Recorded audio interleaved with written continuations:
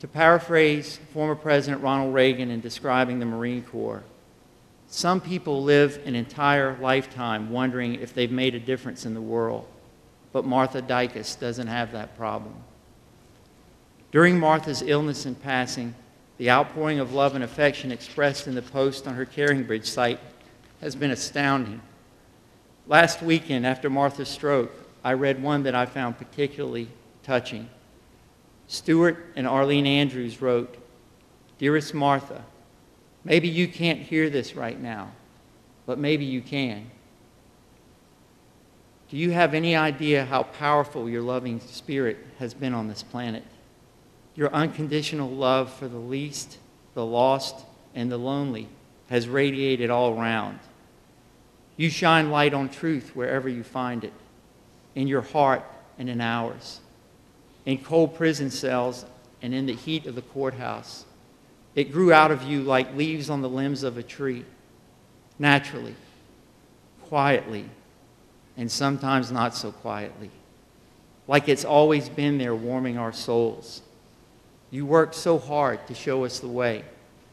Thank you for loving so richly, so purely, so passionately." Martha battled her cancer with dignity and mettle more than befitting her Marine Corps pedigree. She was courageous throughout her ordeal and always managed to find some humor in her predicament, even in her darkest hour. Certainly, her father would have been most proud. In closing, I'd like to quote Martha's final comments as she accepted the Bissell Award last fall.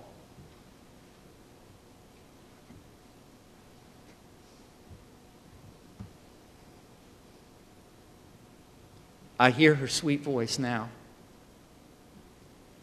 She spoke so eloquently, as she always did, with remarkable grace and wisdom. Her words stand as a testament to her indomitable spirit and serve, like so many other of her examples, as a life's lesson to us all. I want to depart these previous subjects and say one more thing. This has little to do with being a PD or even with being a lawyer. In fact, what I'm going to say sometimes is hard to square with being a lawyer. To be a good attorney, one is always concerned with what happened yesterday on a case and with planning for what will go on tomorrow. These following comments are more about what I have tried to do my whole life, but what I have specially and ardently tried to do now, facing my illness. Live in the moment. Enjoy each moment. Don't let regret about yesterday or worry about tomorrow rob you of happiness in the present. My sister, brother, sister-in-law, and Rhett have helped me to do this very important thing. But it's a very hard thing to do, too. But the present is all each of us know that we have. Many people talk about living in the moment. The writers who write about this principle of living range from the most trite advice givers to the great philosophers to rock and rollers. Norman Vincent Peale writes, I hate to say this, but I put him in the trite writer category. But remember, trite can also be true. That you need to live in day-tight compartments.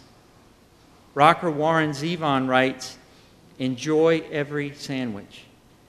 Playwright Thornton Wilder in The Skin of Our Teeth has a character say, my advice to you is not to inquire why or whither, but just enjoy your ice cream while it's on your plate. The loveliest way of expressing this thought is E. E. Cummings' Wehrling's Windlings. In case you're like me and it takes a few readings of a poem to get it, let me help. I am prone to going, I will be happy if, and I could be happy but for. Well, let me tell you what E. E. Cummings says. Wehrlings, Windlings, daughters of if, but offspring of hope fear, sons of unless and children of almost, never shall guess the dimension of him whose each foot likes the here of this earth, whose both eyes love this now of the sky. I wish you all I wish me the appreciation of the here of this earth, this now of the sky. The time has come.